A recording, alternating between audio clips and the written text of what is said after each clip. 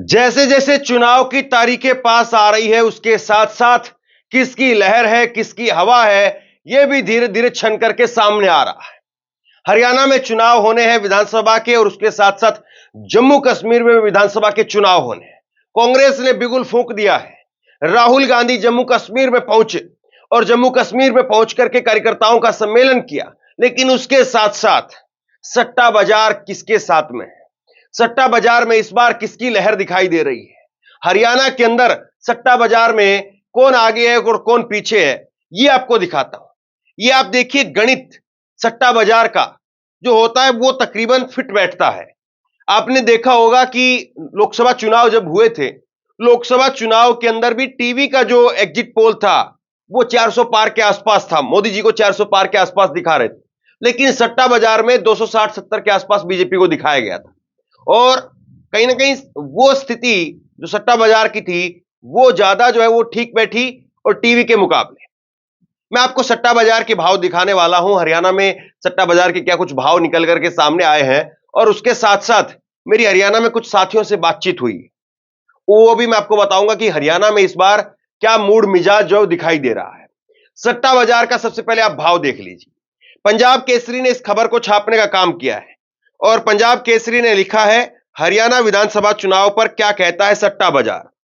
भाजपा को 24 से 26, कांग्रेस को 56 से 58, और उसके साथ साथ अमेरिका का भी सट्टा बाजार का भाव दिखाया है कि अमेरिका में क्या हो सकता है। हरियाणा की स्थिति तो यहां पर देख ही रहे हैं आप। तो पंजाब केसरी ने इसमें लिखा है कि विधानसभा चुनाव का बिगुल बज चुका है, राजनीतिक पार्टियां अपना समीकरण किस तरह से बैठाती है इसके लिए सब सक्रिय है, लेकिन सट्टा बाजार में सरगर्मियां तेज हो गई है। भाजपा के बाजार के खिलाड़ियों ने दांव लगाना शुरू कर दिया है। कुल 90 सदन में सट्टा बाजारों ने भाजपा को 24 से 26 सीट मिलने की बात कही है, वहीं पर कांग्रेस के लिए 56 से 58 सीट मिलने का दावा किया गया है। इसके अलावा अन्य दलों और निर्दलियों को कुल 8 सीटें, इस पर 70 से 80 का भाव जो दिया गया है। तो आपको पता है 17 अगस्त को यहां पर चुनाव डिक्लेयर हो गए थे, और 17 अगस्त के बाद में अब लगातार एक एक दिन वापस जा रहा है, यानी एक एक दिन अब उल्टी गिनती की तरफ है। 1 तारीख को 1 अक्टूबर को पंजाब में, जम्मू कश्मीर में और हरियाणा के अंदर वोट डाले जाएंगे, और जम्मू और हरियाणा दोनों एक साथ मिलकर के इस बार तय करेंगे कि वहां पर किसकी सरकार आए। जम्मू कश्मीर में राहुल गांधी भी पहुंचे थे, लेकिन हरियाणा में कांग्रेस जबरदस्त तरीके से एक्टिव दिखाई दे रही है। कुछ खेमेबाजी जरूर थी, लेकिन अब वो खेमेबाजी भी ऐसा लगता है कि अपने अब हाशिए पर चली गई है। उसको पता चल गया कि दाल गलने वाली नहीं है, और इस वक्त में हुड्डा का खेमा ज्यादा मजबूत है, इसमें कोई दो राय नहीं है। लेकिन क्या वाकई कोई नुकसान हो सकता है, और क्या बीजेपी पूरी तरीके से सरेंडर करने के मूड में आ गई है, और क्या बीजेपी को लेकर के नाराजगी वो प्रदेश स्तर पर है, या केंद्र की जिस तरह की सरकार रही है, जिसने किसान आंदोलन की बात हो या महिला पहलवानों की बात हो, उसकी वजह से नुकसान हो रहा है। हरियाणा के चुनाव में इस बार कॉकटेल बनता हुआ दिखाई दे रहा है। मेरी कुछ साथियों से बात हुई है हरियाणा के अंदर, मैं पूछ रहा था कि क्या चल रहा है हरियाणा में, क्या हवा है इस बार जो है वो हरियाणा में किस तरफ जो है वो आपको ज्यादा झुकाव नजर आ रहा है। लोगों ने कहा कि यहां पर पिछली बार जो 2 बार का चुनाव हुआ, 2014 और 2019, इसमें 2014 में तो लोगों के मन में यह था कि कुछ एक बार नया करके देखते हैं।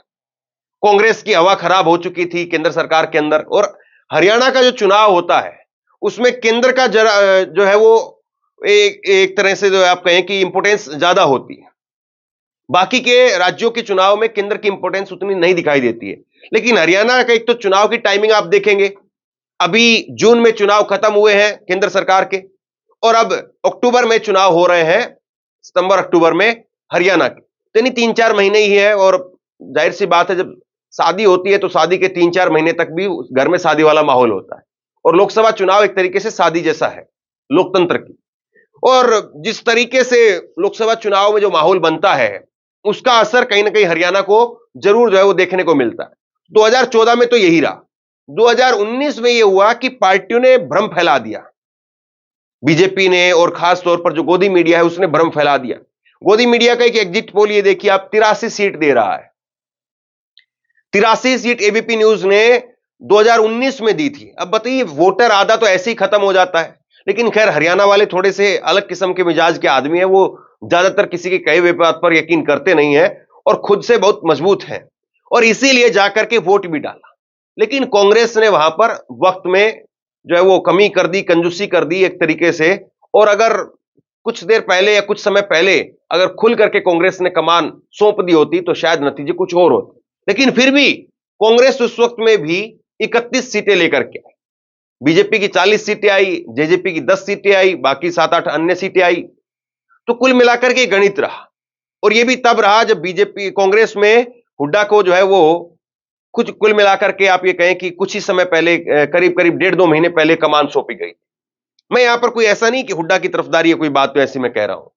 जो जमीन पर जो दिखता है वो मैं आपको केवल बताता हूं। यह बात सही है कि हुड्डा का जो दबदबा है वो रोहतक, झज्जर, सोनीपत, इन जिलों में जो है खास तौर पर एक तरफा दिखाई देता है। बाकी अहिरवाल में आप जाएंगे तो अहिरवाल में राव इंद्रजीत, फिर उधर कैप्टन अजय यादव का जो है वो दबदबा दिखाई देता है। फिर उससे आगे जाएंगे आप, राव दान सिंह का जो है वो दिखाई देता है। तो ये एक तरीके से हरियाणा की राजनीति रही है। फिर इधर आप जीटी बेल्ट पर आएंगे तो सुरजेवाला और मनोहरलाल खट्टर और बीजेपी का दबदबा दिखाई देता है। बीजेपी इस बार डिपेंड कर रही है शहरी वोटर पर, अहिरवाल पर, और जीटी करनाल की जो बेल्ट है, जीटी बेल्ट है इसको बोलते हैं, ये इस तरफ की जो बेल्ट है यहां पर बीजेपी की 3 बड़े ऑक्सीजन है। अगर बीजेपी को यहां से शहरी वोटर अगर बीजेपी के पास चला गया तो फिर बीजेपी हो सकता है कि थोड़ा सा गेम में आ जाए। अभी भी बीजेपी को कोई ऐसा नहीं कि बहुत एज मिल जाएगी, बहुत जबरदस्त उछाल आ जाएगा, ऐसा तो नहीं दिखाई दे रहा है। लेकिन फिर भी एक सम्मानजनक लड़ाई, फाइट जो है जरूर हो जाएगी। फिर उसके साथ में अहिरवाल में अगर राव इंद्रजीत पूरी मजबूती के साथ में लड़े तो हो सकता है कि बीजेपी को फायदा दिलवा दें। लेकिन अगर राव इंद्रजीत अपनी जो है वो बीजेपी को ये दिखाने के लिए कि भैया आपने मेरा नुकसान किया तो मैं अब आपको दिखाता हूं, तो हो सकता है कि फिर बीजेपी वहां पर बैक फाइट में जो है वो बैक में चली जाए, बैकफुट पर आ जाए फिर बीजेपी। क्योंकि वहां पर राव इंद्रजीत जो है वो कई बार ये अपने उनके दिल में टसक रहती है कि मुझे एक बार मुख्यमंत्री जरूर बनना है, और आपने ओबीसी किसी को मुख्यमंत्री बनाना था तो आप मुझे बना देते, अहिरवाल से एक तरफा मैं आपको जिता करके ले जाता। और ये बात सही भी है। अगर नायब सैनी की जगह पर अगर राव इंद्रजीत को मुख्यमंत्री बनाया जाता तो पूरा जो एक कुनबा है अहिरवाल का, आप फिर उसको लगा करके चलिए, दिल्ली से सटा हुआ जो है गुरुग्राम से लेकर के, और फिर ये गुरुग्राम, रेवाड़ी, महेंद्रगढ़, नारनौल और दादरी तक, फिर जो है ये सारा आपको अहिरवाल क्षेत्र जो है वो दादरी से थोड़ा ज्यादा हो जाता है, लेकिन फिर भी वो लहर में उसी में बह जाते हैं। तो ये पूरा का पूरा जो है वो बीजेपी की तरफ शिफ्ट हो सकता था, और बड़ी मजबूती के साथ में, क्योंकि अभी तक यहां पर कभी मुख्यमंत्री कुर्सी नहीं आई। नायब सैनी को बनाया जरूर गया, लेकिन नायब सैनी की एक तो पहचान नहीं थी, नायब सैनी को लोग देख नहीं रहे थे। बीजेपी ने सोचा कि हम नायब सैनी को बना देते हैं तो अहिरवाल थोड़ा बहुत आ जाएगा, थोड़ा बहुत रह जाएगा तो भी ठीक है। एक बीजेपी को नुकसान यह था राव इंद्रजीत को लाने से कि फिर एकदम से पोलराइजेशन हो जाता कि अहिरवाल तो पूरा उतरता, लेकिन उसके बाद में उधर से जाटलैंड जो है वो पूरा का पूरा कांग्रेस की तरफ चला जाता। अब बीजेपी कोशिश कर रही है, खबर यह है कि करीब करीब 10-15 सीटें बीजेपी जाटों को देगी, जाट उम्मीदवार उतारेगी 10-15 सीटों पर। उसके अलावा कांग्रेस जो है वो 15-20 सीटों पर, 25 सीटों पर जाट उम्मीदवार उतार सकती है। और उसके अलावा करीब 30 से 40 सीटों पर इनेलो जेजेपी जो है वो अपने जाट उम्मीदवार उतारने की बात कर रही है। तो जाट जो है वो हरियाणा की राजनीति में सबसे बड़ा एक वोट बैंक है, लेकिन बीजेपी ने इस जाट वोट बैंक को पूरी तरीके से तितर बितर किया, पूरी तरीके से तोड़ा। अब ये जो जाटों की राजनीति है, ये जो कहा जाता है कि हुक्के की राजनीति, चौधर की राजनीति, वो ये इस वक्त में एक तरीके से हाशिए पर गई 10 साल तक। और चलिए हाशिए पर गई तो कोई बात नहीं, बहुत बार होता है कि एक क्षेत्र का उदय होता है तो दूसरे का अस्त होता है। लेकिन जिस तरीके से काम को लेकर के भी मैं बात कर रहा था जैसे, और मैं खुद देखता रहता हूं ग्राउंड रिपोर्ट में, मुझे कोई ऐसा नहीं कि मेरे से दूर हो, तो जिस तरीके से बीजेपी को काम करवाना था, आप देखेंगे कि झज्जर, रोहतक, सोनीपत, यहां पर बीजेपी ने कामकाज को एक तरीके से ठप कर दिया।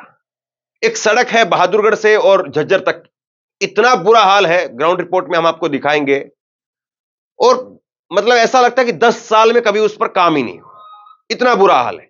गांवों में तो गड्ढे पड़े हुए हैं। और ये वो क्षेत्र रहे हैं जहां से हुड्डा को वोट मिलती रही और अब लोकसभा में फिर वहां से दोबारा वोट मिली। तो बीजेपी ने ऐसा लगा कि इन क्षेत्रों को सजा के तौर पर जो देखा, सजा के तौर पर कि भाई ये लोग तो कहीं ना कहीं जो है वो बीजेपी को वोट देते नहीं है, तो एक बार इनको अच्छे से सजा दी जाए। लेकिन अब आप देखिए, हरियाणा में एक बात और कही जाती है कि लोग जो है वो किसी को जिताने और हराने के लिए वोट नहीं डालते हैं। हरियाणा के लोग इलाज करने के लिए वोट डालते हैं। चाहे प्रधान का इलेक्शन हो, चाहे प्रधानमंत्री का इलेक्शन हो और चाहे मुख्यमंत्री का इलेक्शन हो, गांव के प्रधान से लेकर के देश के प्रधानमंत्री तक कोई भी इलेक्शन हो, हरियाणा के लोग जीतने या जिताने के लिए, हराने के लिए वोट नहीं डालते हैं। वो खुल करके वोट डालते हैं। वो अगर हुड्डा की अगर इलाज करना चाहेंगे तो हुड्डा का इलाज करने के लिए भी खुल करके वोट डालेंगे, और अगर खट्टर का, नायब सिंह सैनी का, बीजेपी का इलाज करने की मन में ठालनी, तो बीजेपी का इलाज करने में कोई कोर कसर नहीं छोड़ेंगे, फिर उसमें भी आपको दिखेगा नहीं। और इस बार 5 सीटें जो आई हैं वो इस बात की गवाह है कि बीजेपी वहां पर 50% पर पहले ही आ गई है। और अब बीजेपी जब विधानसभा चुनाव का मुद्दा होगा, एक फैमिली आईडी के नाम पर जो है लोगों को बड़ा परेशान किया गया हरियाणा के अंदर।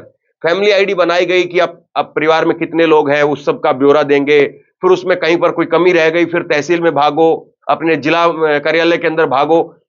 हरियाणा के लोग लाइन में लगा करके रखे, और हरियाणा के लोग इतना लाइन में लगने के जो है वो शौकीन नहीं है, या फिर इतने जो है वो कमजोर भी नहीं है कि आप उनको लाइन में खड़े करके रखो और वो कुछ नहीं बोलेंगे। बीजेपी ने एक बड़ी चीज चलाने की कोशिश की कि पर्ची और खर्ची वो खत्म कर दी हमने, कि नोट जो नौकरी लगती है उसमें ना किसी की पर्ची चलती है और ना किसी का खर्चा चलता है। बिना पर्ची के और बिना खर्ची के जो है वो हमने बिना खर्चा के हमने नौकरी देने का काम किया। बात कुछ हद तक सही दिखाई देती है, लेकिन बात यह है कि आपने नौकरियां दी कितनी? फिर नौकरियां भी तो नहीं दी।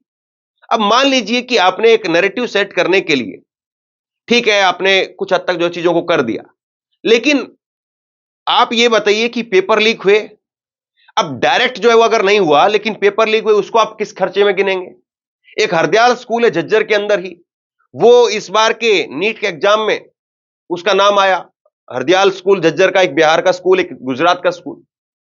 तो जो हरियाणा सेना के अंदर आप देखेंगे तो सेना में अग्निवीर अब बना दिया, तो हरियाणा के लोगों की भर्ती नहीं हो रही है क्योंकि अग्निवीरों की कुल भर्ती कटौती कर दी गई है।